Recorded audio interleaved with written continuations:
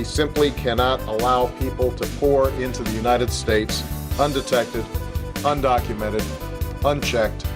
And complete the dang fence. This bill that we will sign today is not a revolutionary bill. Cast down your bucket where you are. We come from France. And I am, adamantly against illegal immigrants. They're coming in by the thousands, just unbelievable. A wall is an immorality. Who are you rooting for? Those masters of the universe are at it again. You maniac! You blew it up! Hello, this is Parsing Immigration Policy, the podcast of the Center for Immigration Studies. I'm Jessica Vaughan, Director of Policy Studies at the Center, and I'm your guest host today, filling in for Mark Krikorian. Today, we're going to address one of the most troubling side effects of the crisis at the southern border, and that is the record influx of children crossing the border illegally, unaccompanied alien children, as they're known in government speak, UACs. And because of a combination of poorly written U.S. law and troubling court rulings, the policies of the federal government are such that these kids are released quickly to sponsors in the United States and often end up in the hands of traffickers for the purposes of forced labor, commercial sex work, and other horrific circumstances in which they end up. Several recent congressional hearings have examined this trend and tried to draw attention to the policies that are responsible. At one of these hearings, I had the honor of testifying with my guest today, Tara Lee Rodas, who's been a courageous voice in drawing attention to the policies that are leading to the problem of the exploitation of children. It's been reported by law enforcement agencies, government agencies, and news outlets, including the New York Times and other sources of information. But not enough attention has been paid to how this is playing out in American communities today. Tara, welcome to Parsing Immigration Policy. And can you tell us a little bit about your background and how you got involved in this issue? Yes, definitely. Well, Jessica, first, thank you so much for having me on the podcast to talk about what we now know is government-sponsored, taxpayer-funded child trafficking. This is a travesty. So how did I come to find out about this? Well, first, it might be helpful to know I've been a 20-year federal employee. So I've served the government for more than 20 years, and 17 of those years have been in the Inspector General community. So we look at fraud, waste, and abuse in government programs. Now, as a small disclaimer, it's really important for your listeners to know that today I'm not speaking on behalf of the government or on behalf of my agency, but what I witnessed while deployed to the Pomona Fairplex Emergency Intake Site for HHS. Health and Human Services, the agency. Yes, Health and Human Services. So your listeners may know that in early 2021, the Biden administration made a call to all federal employees to leave their home agencies and detail or be loaned to HHS to help place migrant children with sponsors in the United States. And so I answered the call and I was deployed to the Pomona Fairplex Emergency Intake Site in Pomona, California. And I thought I was going just to help place children in loving homes. That's how the program is sold. It's family reunification. That's what they say. Mm-hmm. But that's not what I found out at all. And why was this such an emergency at that time? Well, very interesting. It was a self-created emergency because they changed all of the rules in the program. They literally stripped out background checks for people in households. They did all kinds of things, changes in rules, so that it made it easy to move these children to sponsors in the United States. And they created a streamlined process to move children in 10 to 14 days from the Pomona Fairplex to sponsors who've never been seen, whose homes have never been seen in the United States. So rule changes made it very easy to become a sponsor of an unaccompanied child. Mm-hmm. So what we have is that the law requires that when a child crosses the border illegally and is apprehended by the Border Patrol, that the Border Patrol has 72 hours to turn them over to the Department of Health and Human Services. And from there, HHS has to have a process for the child. And that process does not involve removing the child, or sending them back to their family in their home country. It's, as you said, to release them to a sponsor in the United States. Yes. And quickly, the mantra on the site was 10 to 14 days. Move the kids in 10 to 14 days. Now, what child welfare organization in the world would take a child and move them to an unvetted person in 10 to 14 days, give them to a person they had never seen face to face, to a home they've never seen, to a household that they don't know how many people are there. They don't know the backgrounds of the people there. They don't know the criminal activity of the people there. It absolutely is not even believable. And had I not seen it with my very own eyes, I could not believe this is the process that the U.S. government has for children. So how do they determine who gets to claim these kids? Well, that is the most horrifying thing of all. When the children turn themselves in at Border Patrol, they already have a name and a number of who they're going to. So Border Patrol simply gives that name to HHS, and then the case manager at HHS calls that number and says, "Hi, are you expecting someone? Because we have somebody here." And so the children tell us that those names were given to them en route. They are saying they don't know who these people are.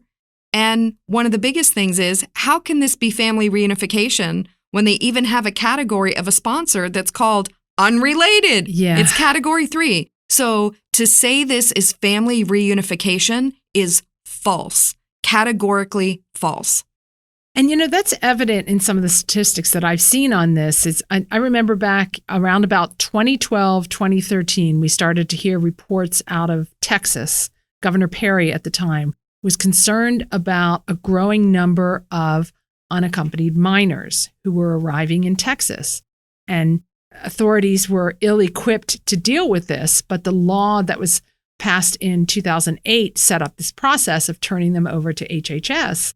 And at the time, there were statistics released after a couple of years, after the numbers kept getting bigger and bigger each year, that something, as I recall, it was about 70% of the kids who showed up as UACs were joining parents in the United States. The parents had paid a smuggler to bring them to the border, and then they were released to an actual parent or someone we thought was a parent. But in recent years, the percentage of kids coming to join a parent has become much less, that there are more and more being released to either other friends and family or completely unrelated sponsors. Why do you think that is the case? Well, there are many theories as to why we would want to move children to the interior of our country to trafficking networks. I can only talk about some of the cases that I personally saw myself and that I worked on and the investigations that I've been involved in. So this is a horrible thing that a person could view a child as a commodity, as an income earning asset. But there are people who do. And this is unbelievable to me. But they view the children as a way to make money because they can only sell a drug if you're in a cartel, if you're a gang member, if you're involved in some kind of trafficking. If you're trafficking drugs, you only get to sell your product one time. These people can sell their products, that the children, they view them as products, over and over again. They are selling these children day after day, week after week, for labor or for sex. Mm-hmm. And it's proven. I mean, it's been in the news. We see children who are working overnight shifts at slaughterhouses. And when I first came forward with my disclosures, and Project Veritas and James O'Keefe went and knocked on the doors of the addresses that I gave them, a young girl said, I don't know this woman who is my sponsor. She tells me she's my aunt, but I don't know her. And she's pimping me out for sex where I'm living. I mean, the children were telling stories about how they don't know the sponsors. The children were saying that they had to quit their school so that they could work overnight shifts at their restaurant to pay back their debt to the cartel.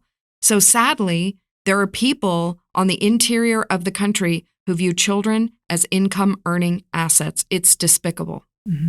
And yeah, it is despicable. And it's important to recognize that this takes a lot of forms and that this is nothing more than exploitation of vulnerable kids, sometimes even their families, that some of these kids think that they're coming here to earn money for their family, working for companies that are household names in America, whether it's the Hyundai parts factory in Alabama, or I think it was a Cheerios factory in Michigan, an egg farm in Ohio. In worst cases, they're being exploited for commercial sex.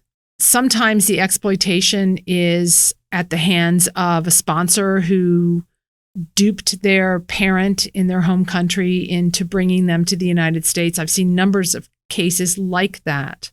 But this is all too easy. Yes. I mean, we expect that our immigration system is occasionally going to be exploited for the purposes of human trafficking. But this is a whole new scale that we have witnessed in the last few years that seems to be preventable. And what I'd like to talk with you about is, what is it in the system that allows this? How much of this is a policy choice? And simply, again, to remind people that while some of the kids are joining parents, in an increasing number of cases, that seems not to be happening, and that what some might think of as an unlikely scenario of a gang or a cartel being involved, in fact, is more routine than we would like to believe. Yes. So let's start again, with this process. Every state has child welfare laws, has foster care systems, and a system for releasing kids. That seems not to be the case with the federal government for some reason. Exactly. And what is the reason? Exactly. They have just streamlined the processes, and a case manager who is responsible for moving a child in 10 to 14 days, that's the mantra, right? I've heard people on Capitol Hill say it's easier to get an unaccompanied child than it is to get a pet from a pet store. Yeah. It's absolutely not believable that a child is handed over by a case manager who is only communicating with the sponsor by phone, not even video conference. They are sending documents. So the sponsor is sending photographs of their documents to, at least at the Pomona Fairplex, they were using WhatsApp to transfer documents. So photographs of their passports, photographs of their consular IDs, photographs of birth certificates. Wait, consular IDs? Oh, yes, consular IDs. Sponsors. For sponsors, yes. That's not something anyone would consider to be a verifiable or secure form of identification. In fact, it's broadcasting that the person who's giving that ID is an illegal alien. Yes. So I think that's something that most people don't know, is that there is no requirement for a sponsor to have legal presence.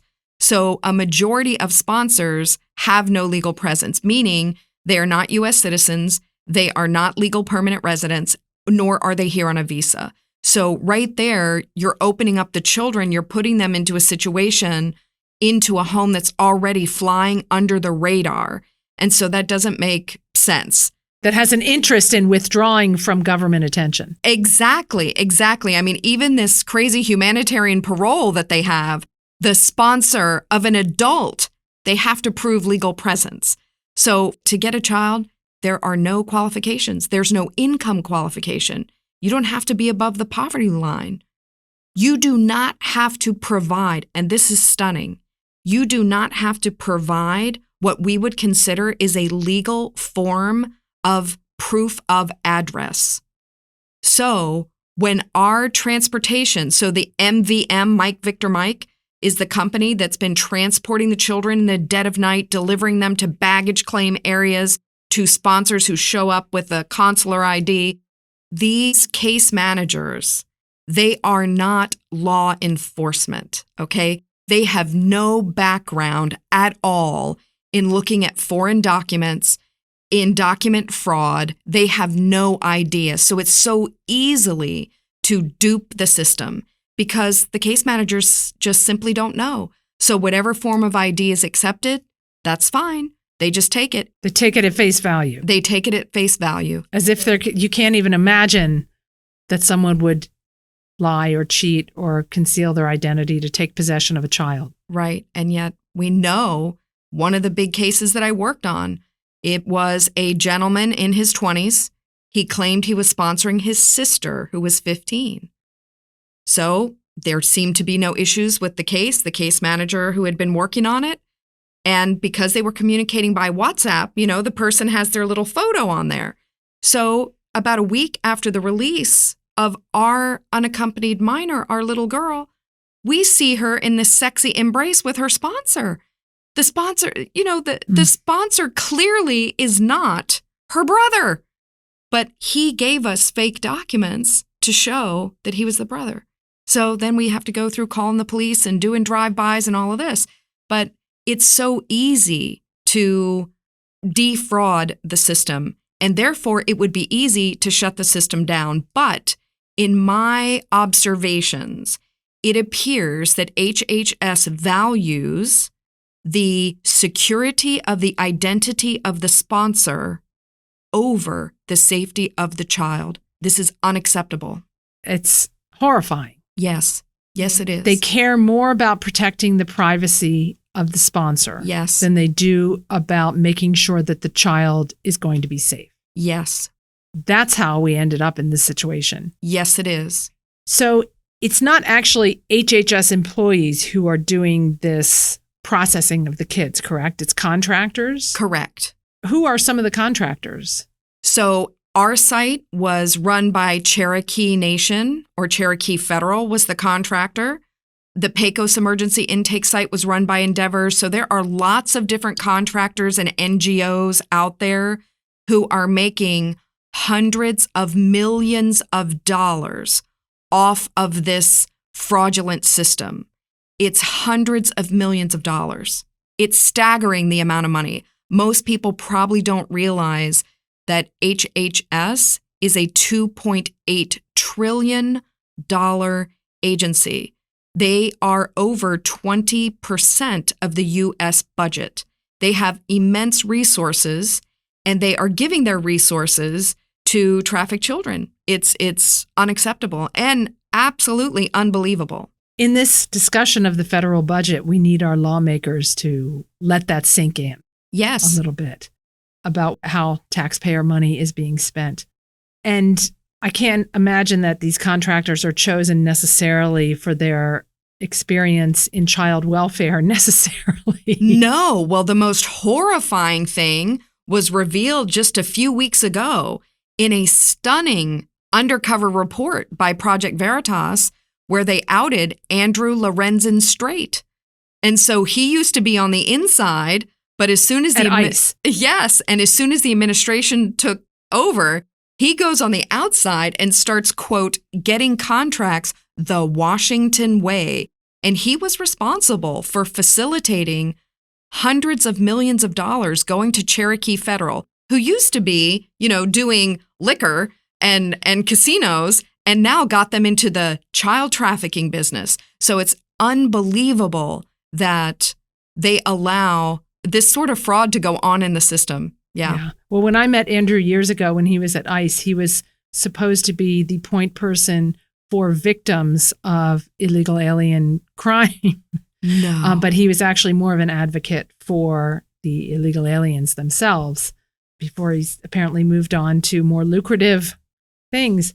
But, this influx of hundreds of thousands of kids who have come on their own does have an impact in American communities. The victims are not just the kids themselves always. although that's, plenty of them are being victimized. I recall listening in on a webinar with some of the NGO contractors who were responsible for doing the minimal follow-up work that is supposed to happen. And let's talk about that a little bit.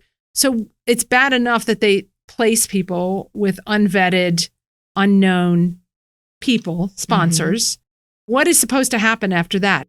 Does the government take any responsibility for checking up on the kids after they've been placed as a state agency might? Okay, so not as a state agency. There is an absolute night and day difference. And if you watch any of the congressional hearings, which I'm sure you have, you will see Secretary Becerra, the head of ORR, Robin, and I can't believe I'm going to forget her last name at the moment, but they make it very clear they have no responsibility because they've transferred custody from HHS to the sponsor. So they make it clear we have no responsibility. They wash their hands. They absolutely wash their hands, not their problem what happens to the children afterwards. However, in the kindness of HHS, they do make a 30-day follow-up call. Now, that 30-day follow-up call is to the sponsor, who has absolutely every legal right to say, never call me again. Thank you. Bye. There's no obligation on the part of the sponsor to take this 30-day call. Yeah. How many of the traffickers or abusers do you think would actually want to take that call? Well, they don't.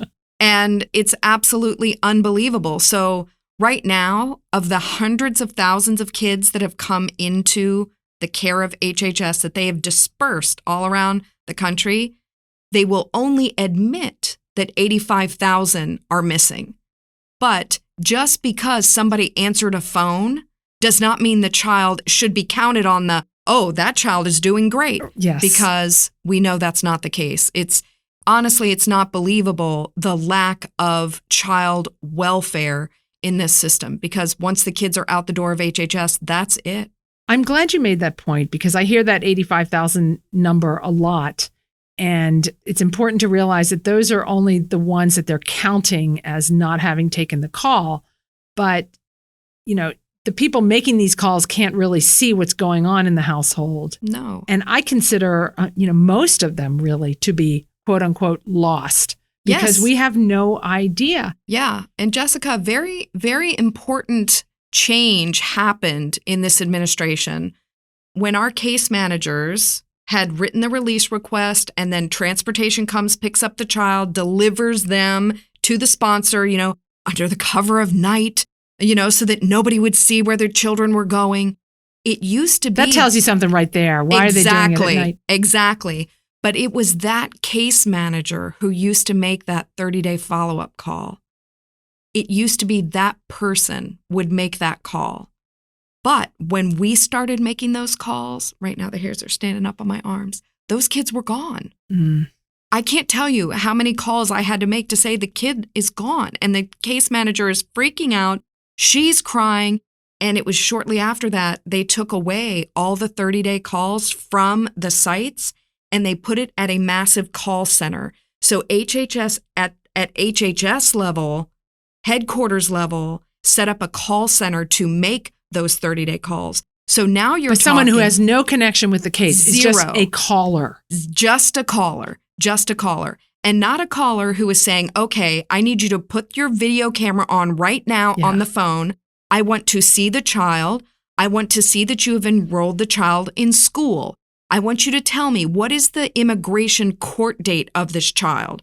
I want to speak to the child. How is the child doing? Well, we know they're not doing any of that. It's unthinkable. It's so irresponsible. And that's why hundreds of calls a month, right now, today, there are children calling an HHS helpline saying, I'm being abused, I'm being neglected, or I'm being trafficked. These are the children calling for help. Now, those are the ones that can speak English or Spanish. And have the wherewithal to find that number. And yes, if their sponsor didn't take all their paperwork from them, which they often do, right? So it's really the system. It's not believable that a federal government program could literally be this flawed. this gets an F. If you're any project manager could tell you this is no way to run a program or a project. This gets an F, actually an F- in my book. So this is unbelievable. You couldn't even make this up. No. It's so bad. No, when I deployed and believed that I was helping to put children in loving homes, to learn that what this actually is a sophisticated network of traffickers, and this begins with recruiting in the home country. These children are then smuggled to the border, and the horrors that happen to them, many don't survive.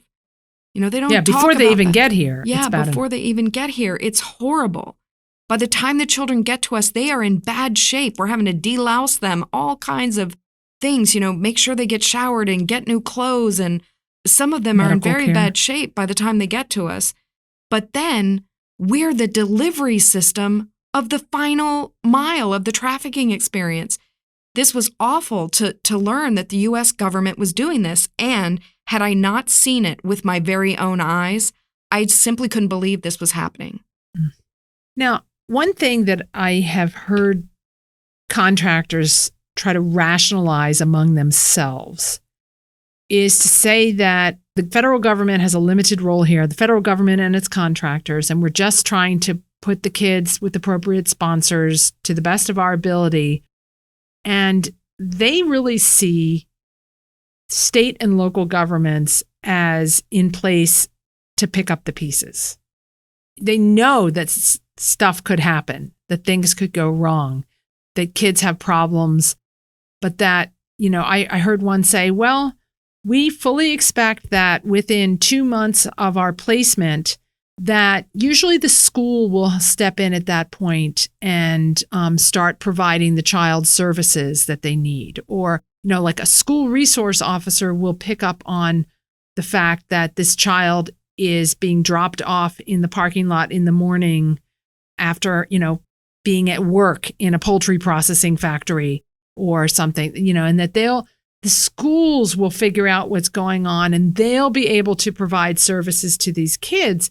But that is just such an unreasonable expectation and burden to put on communities that have no say in how many are coming, know nothing about these kids, and are tearing their hair out trying to figure out how did they get here? Right.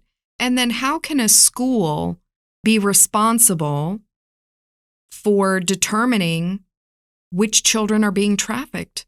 To my knowledge, they're not giving training in how to identify children who are being trafficked. How are they going to know? How can the school pick up the pieces when they don't know who the children are, who are the unaccompanied children, and they don't know who the sponsors are? They have no one that they can reach out to, right? And law enforcement can't vet these sponsors because they don't know their names. The federal government is bypassing all state law enforcement by simply putting a whole bunch of people, sponsors, right, that have come across the border who are not legal, some of whom we know are criminals and traffickers and members of transnational criminal organizations. This is creating a pull for people to traffic the children. That's the thing. You're creating a dual pull of criminal element to the country as well as their supply of children. It's absolutely unthinkable. And one thing, Jessica, that not a lot of people have talked about is, and thank goodness for Aaron Stevenson. So he was the brave whistleblower at DHS, and this is a American hero. He's a Marine. He is the first person, he's worked the TOC mission, which is Transnational Organized Crime. He's worked the TOC mission since its inception. He was the first to identify that under the Biden administration, we began to see for the very first time ever this new and emerging threat, which is members on the TOC watch list, so transnational organized crime, were becoming sponsors of the children. So Aaron blew the whistle, and when I say TOC, so transnational organized crime, what I'm talking about is 18th Street Gang, MS-13, Russian Balkan crime syndicates, and more. So Aaron actually flashed up the photo of this 18th Street gang member and showed where he had been fingerprinted because he had no relation to the child at all. And this is a young man who's sponsoring children. And now it's all over. So we have a criminal element that we're pulling because they have easy access to product. So the cartels and the gangs, they have to be laughing, but they're like, man, this is pretty cool because we can now use the United States as the middleman in our business plan. And that's exactly what they're doing. They are abusing this system by getting these children. We're giving the children directly to them with taxpayer dollars, flying the children all around the country to these bad actors who are exploiting them. It's absolutely unthinkable. It must stop. Telling desperate people that they can give their child a better life. They're going to go to school in the United States. Here's pay your down payment. We'll take care of the rest. Get them across the board. I mean, we've seen real life cases of this. Sometimes even the smuggler knows that they're going to be caught by Border Patrol because they've been deported before, but it doesn't matter because that kid is going to be passed over to another contact within the United States to serve as sponsor. Right. And it's too easy. It's all too easy. And they're making money off of it. Yes, they are. And the kids are paying the price. Yes, the and kids. employers are employing them. I think this is something that our listeners need to think about with the places that they patronize and the services that they purchase, that a disturbing number of employers are willing to look the other way at the age of the child and not do their due diligence. I mean, this is another potential check on this activity is if we actually had robust worksite enforcement, either immigration enforcement or wage and hour enforcement, or some kind of attention to who workers are. And, you know, if it's believable that this person is 18, who's running the forklift or chopping up the chickens or what have you, that's another opportunity to nip this. Yes. But these have all been dismantled and discontinued. Right,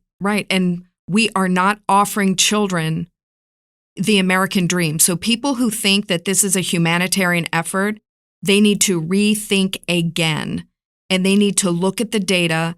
They need to look at the trafficking that's been going on in this system for more than a decade and look at the horror and the suffering of the children. Because what we're actually doing is putting children into modern day slavery with high-level criminal actors. And this was a terrible revelation, Jessica. It is sobering to think about the involvement of actual organized crime in this. Yes. I mean, I had heard plenty of stories about individual abusers, you know, like a young 13-year-old girl turned over to her so-called uncle who's 40 years old and they share a bedroom kind of thing. Yeah.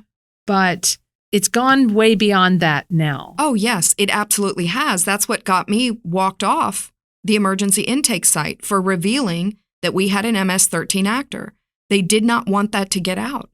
And if people have seen The Sound of Freedom, what's horrifying is that the woman I reported for her activity in the gang, who was simultaneously sponsoring 2 children, okay, she was female. She was a female MS-13 known affiliate. She'd served time in prison in El Salvador for her bad things in the gang. And so here she is sponsoring 2 children, one from our site and one from the Fort Bliss emergency intake site in Texas. And I began to discover more and more and more information with the help of a great case manager. But she was working with a smuggler, a coyote, who was female also and had brought a group of 22 children, teens, who they were dispersing. But this woman worked in a hotel and, you know, we're not supposed to be digging too much and getting too much information. But I told the case manager, I'm like, you just keep her talking, get as much information as you can. And so the next thing she says, oh my goodness, you won't believe it. She just sent me over the ID of her household member and he's from Sinaloa. So now, I'm not saying this case could be completely above board, but the goal was to move the children in 10 to 14 days. They don't want me telling them, we have an MS-13 female sponsor working in a hotel who's sponsoring 2 kids. She's working with a female coyote who brought over 22 children, and her household member is from Sinaloa. I think maybe we ought to look at this case. And that's what ultimately got me retaliated against. They threatened me with investigation. Instead of investigating this case. Instead of investigating the case, they didn't want this information to get out.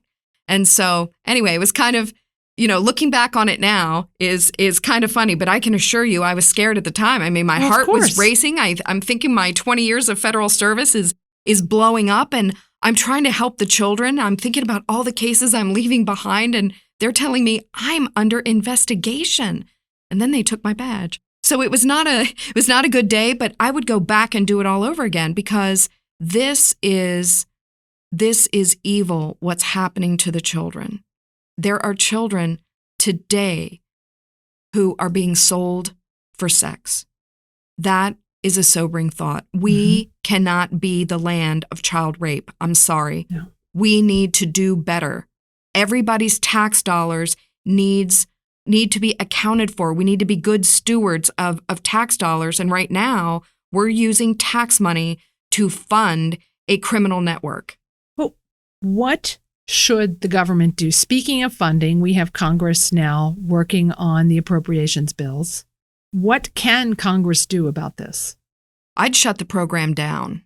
I'd be like, you do not release one more child, and you are going to turn over the data of every sponsor and every child, because they have it. Right. And what is the point of treating unaccompanied minors in this way anyway? If they're joining parents who have had them smuggled in because they can't sponsor them legally because they are themselves here illegally, why would we encourage that? Why not take care of the parents and hold them accountable? If they are coming to work, that is not okay either. Right. Because they're kids.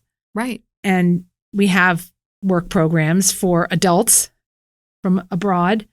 We certainly don't want to enrich criminal organizations. So, the program was set up for trafficked kids who truly are without family found in the United States, who have nowhere else to go. That's what we need to return to reword the laws, come up with appropriate regulations. Even if we had a perfect child resettlement program for the cases that truly need it, as long as we're not controlling the southern border, it's still going to be a problem, because people are going to bypass the Border Patrol and get kids in that way.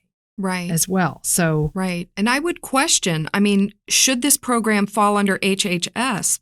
Because it requires vetting. It requires looking at the background of the sponsor. If we're talking about child welfare and child safety, we have to know the house and the people to whom the child is going to. This just only is common sense.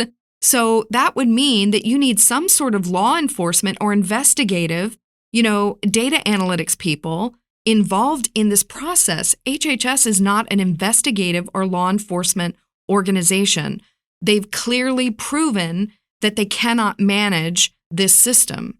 So I think that people need to think about, where does this program belong? But HHS has proven, with failing grades, 1/3 of the children gone after placement, that they are not the ones to manage this program. Absolutely. They forfeited their ability to do that. It's been a decade. Sorry. Right. Now, some states have been so frustrated, first at the lack of consultation and, meaningful communication about what's going on, but also with child welfare agencies in their states prioritizing taking kids from the federal government for placement in the state rather than working on U.S. citizen kids who need foster care placements, because the feds pay more than the state will. But one state in particular has really dug into this issue, and that is Florida, to the point where Governor DeSantis impaneled a grand jury to investigate this problem. I know that you're familiar with that investigation and the results. Can you tell us a little bit about what Florida thinks should be done? Yeah, well, Florida is very forward-leaning, and they got in this fight early because you may remember that there was a a supposed child who came through the UC program. This is another way the program is defrauded. This person was not a minor. This person was not a child. He was in his 20s. And HHS flew that man, right, in his 20s to the state of Florida, and that person murdered their sponsor. So Florida was like, wait, what's going on? We need to look at this program and what's happening and what are all these rule changes that they made. So Florida, in order to protect its citizens, right, we can't just have this program defrauded in every way, said we want to take a real look at this. And so what they would like to see happen is that a sponsor of an unaccompanied child should be required to go through the same vetting process if you were going to be any licensed foster parent or anything like that. Why is it that a person has a right? There's no right to be a sponsor of an unaccompanied child. Right. So they want to try to control who can be a sponsor and make sure that that sponsor is vetted, make sure that that sponsor is qualified to care for the child. And so they are hoping, their goal is to look at the whole process and then change it so that at least for their state, they can ensure the safety of the children. So they really do care about, the safety of the children. I believe in the third presentment that they put out in March, there was a line in there that something said no news station in the United States would sit by if an American child was put through this process. Why are we subjecting migrant children to these horrors? And it's important to remember that there is an incentive that someone who's in the country illegally would have to sponsor an unaccompanied minor. And that is, once you do so, you are immune from deportation, and no information about you or members of your household can be shared with ICE, thanks to a measure that Congress passed as part of an appropriations bill. So they can hide in plain sight if they are sponsoring a kid. And that's why some people here illegally have signed up to do this in some cases. But there's no reason that states have to go along with these disastrous federal policies. Any state can take measures, as Florida has looked into, to do that. And we're going to link to some of the documents associated with what Florida is doing so that our listeners can learn more about them. But states are not helpless in the face of these policies. It is indeed urgent that we address this.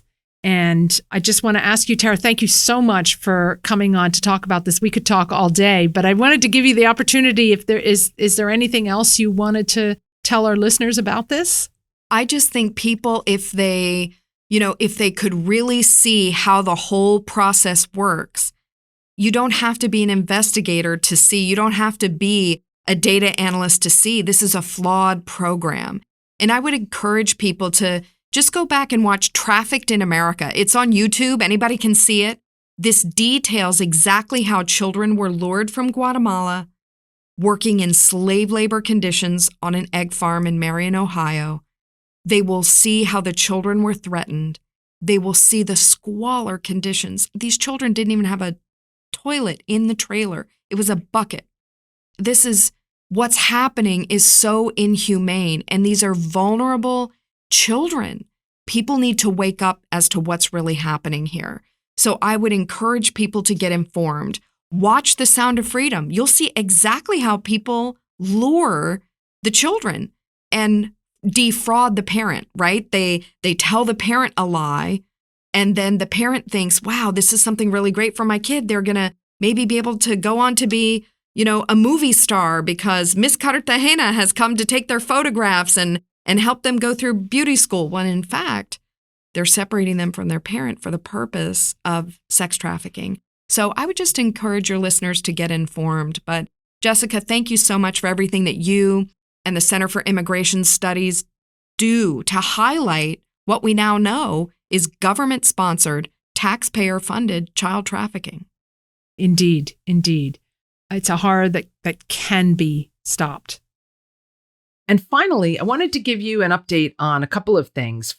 First of all, the Office of Refugee Resettlement, which, as we just discussed, is responsible for handling the unaccompanied minors, has announced an alarming new regulation that they would like to implement. What they are planning to do, essentially, is institutionalize all of these disastrous policies that we've been talking about and go even farther in giving ORR and its crony contractors even more free rein for how they handle the kids with less accountability, if you can believe that. Here's what they want to do. Besides imposing more secrecy and allowing even less information sharing and shutting out law enforcement agencies, they want to actually make all sponsor vetting optional. They want to allow sponsors to pick up kids directly at the border without any involvement or screening by the feds. They want to allow the feds to bypass state laws, of course, which are more strict than the federal regulations. So watch our website for more details on this really troubling proposal. And the public comment period closes in about 60 days. So if you'd like to comment, you can take that opportunity to do so. Secondly, the Center is again co-sponsoring the second annual Conference to Combat Human Trafficking on December 12th and 13th in Houston. We have a full slate of outstanding expert speakers who are going to be there, including Tara Lee Rodas and a variety of officials from state and local government agencies. So watch our website for more information on the second annual Conference to Combat Human Trafficking. That's it for Parsing Immigration Policy this week. Thank you for listening.